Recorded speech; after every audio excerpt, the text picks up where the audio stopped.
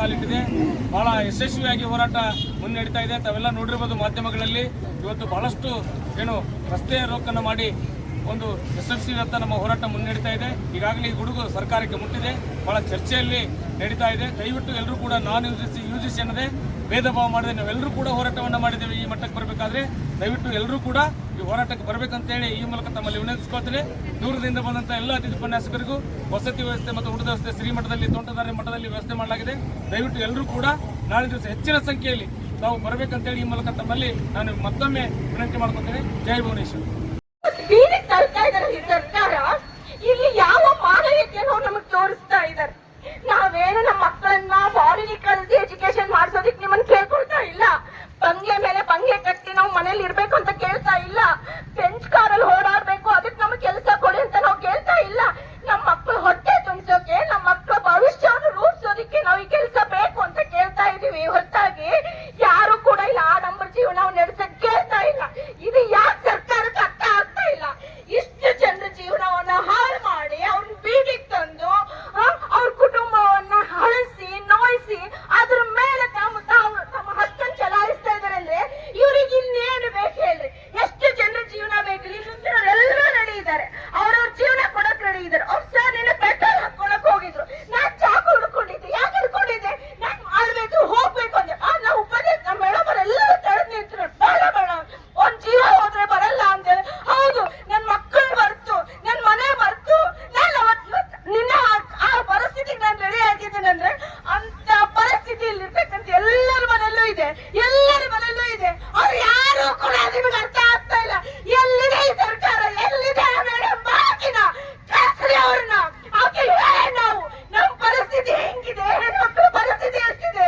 ಗಂಡ್ಮಕ್ಳಷ್ಟೇ ಮನೆ ಜವಾಬ್ದಾರಿ ಹೊತ್ಕೊಂಡಿದಾರ. ನಾವ್ ಯಾರು ಹೆಣ್ಮಕ್ಳು ಮನೆ ಜವಾಬ್ದಾರಿ ಹೊತ್ಕೊಂಡಿಲ್ಲ.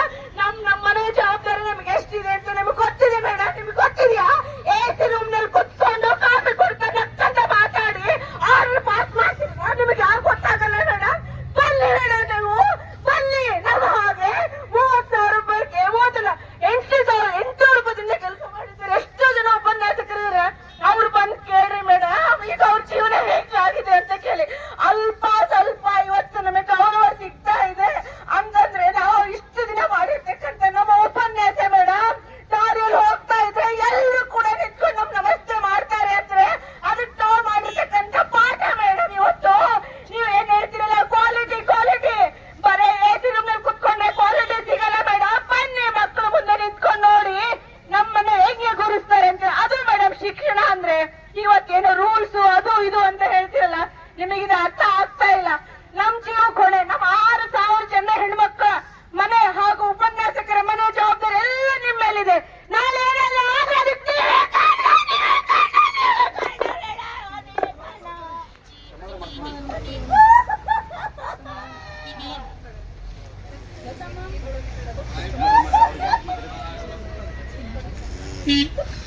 ನೀರ್ ಕೊಡ್ರಿ ಯಾರನ್ನ ನೀರ್ ಕೊಡ್ರಿ ಸ್ವಲ್ಪ ಸರ್. ಸಾಕಾಗತ್ತೆ ಇವತ್ತು ಆಗ್ತಕ್ಕಂತ ಎಲ್ಲದಕ್ಕೊಂದು ಸರ್ಕಾರ ಹೊಣೆಯಾಗಬೇಕಾಗುತ್ತೆ. ಏನಾಗುತ್ತೋ ಗೊತ್ತಿಲ್ಲ. ಸರ್ಕಾರ ಇವತ್ತು ಇಲ್ಲಿವರೆಗೂ ಕೂಡ ಯಾರು ಬಂದಿಲ್ಲ, ನಮ್ಮ ಅಳಲನ್ನ ಕೇಳಿಲ್ಲ. ಕ್ವಾಲಿಟಿ ಕ್ವಾಲಿಟಿ ಅನ್ಕೊಂಡಿದ್ರಲ್ಲ, ಈ ಕ್ವಾಲಿಟಿ ಹಣೆ ಬರ ಇವತ್ತು ಏನಾಗುತ್ತೆ? ಇವತ್ತು ಆಗೋದಕ್ಕೆಲ್ಲದಕ್ಕೂ ಈ ಸರ್ಕಾರವೇ ಹೊಣೆ ಆಗುತ್ತೆ. ದಯಮಾಡಿ ಸರ್ಕಾರವೇ ಎಚ್ಚೆತ್ಕೊಳ್ಳಿ. ಇರುವಂತವರೆಲ್ಲ ಇವತ್ತೇ ಕೌನ್ಸಿಲಿಂಗ್ ಪ್ರಕ್ರಿಯೆಯನ್ನ ನಿಲ್ಲಿಸಿ ಇವತ್ತು 6,000 ಜನ ಇವತ್ತು ಕುಟುಂಬಕ್ಕೆ ಬಂದಿದ್ದಾರೆ ಅಂದ್ರೆ ಇದಕ್ಕಿಂತ ದೊಡ್ಡ ಸಮಸ್ಯೆ ನಿಮ್ಗೆ ಅನಿಸ್ತಾ ಇಲ್ಲ ಸರ್ಕಾರಕ್ಕೆ? ಬನ್ನಿ ಸರ್, ಯಾರಿದ್ದೀರಿ? ಬನ್ನಿ ಮನೀಶ್ರೀ ಮೇಡಮ್ ಅವರೇ. 16 ವರ್ಷದವರೆಗೂ ಯಾರು ಕೇಳಿಲ್ಲ.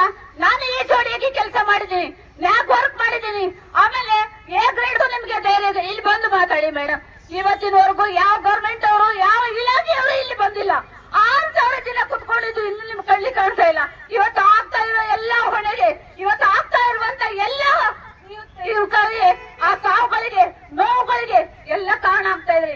ದಯಮಾಡಿ ಇಲಾಖೆಯವರೇ, ಇವತ್ತಿನ ದಿನ ನಾನು ಎಚ್ಚರಿಕೆ ಕೊಡ್ತಾ ಇದ್ದೀನಿ. ಮುಂದಾಗುವಂತದಕ್ಕೆ ನೀವೇ ಕಾರಣರಾಗಬೇಡಿ. ಕೌನ್ಸಿಲಿಂಗ್ ಪ್ರಕ್ರಿಯೆ ನಿಲ್ಲಿಸಿ ಇರೋರನ್ನ ಮುಂದೂಡಿಸಿಲ್ಲ ಅಂತಂದ್ರೆ ಮುಂದೆ ಆಗುವಂತ ಅನಾಹುತಗಳಿಗೆ ನೀವೇ ಕಾರಣರಾಗ್ತೀರಿ ಅಂತ ನಾನು ಕೇಳ್ಕೊಂತ ಇದ್ದೀನಿ.